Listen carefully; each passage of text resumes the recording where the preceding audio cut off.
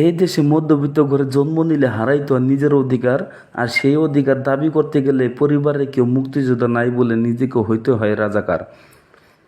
তো বলি, দেশের জন্য মুক্তিযোদ্ধারা যুদ্ধ করে গেছে মানুষের অধিকার ফিরিয়ে দেওয়ার জন্য ভাই।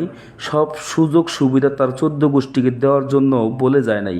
এই নাও দেশ স্বাধীন করে দিয়ে গেলাম, এবার আমার ছেলে মেয়ে নাতিপুতি চোর বাপটার আর অযোগ্য লোকও যদি হয় তাদেরকে যোগ্য স্থানে বসায়ও, এই কথা কিন্তু কোনো মুক্তিযোদ্ধাই বলে যায় নাই।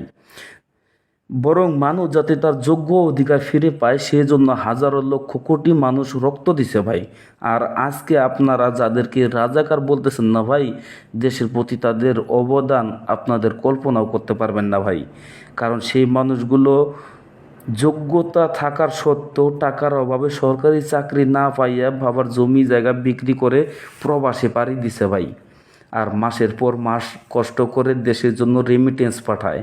সেখানে আমাদের পূর্বপুরুষেরা একটা মেয়ের সম্মান রক্ষার জন্য বড় বড় যুদ্ধ করতেও দ্বিধাবোধ করে নেই।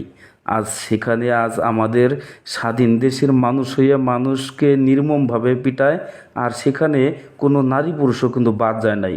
হাজার বছর আগে বলে যাওয়া আমাদের প্রিয় নবীর কথাগুলো ভুল ছিল না ভাই। মানুষ এখন কি কারণে মারতাছে আর কি কারণে মরতাছে, এই দুইটা প্রশ্নের মধ্যে একটা প্রশ্নের উত্তর কিন্তু কারো কাছে জানা নাই। এখন যদি বিচারকের কাছে দেই আমরা বিচার, যদি বলি বিচার চাই বিচার চাই, বিচার আমরা কখনো পাবো না ভাই।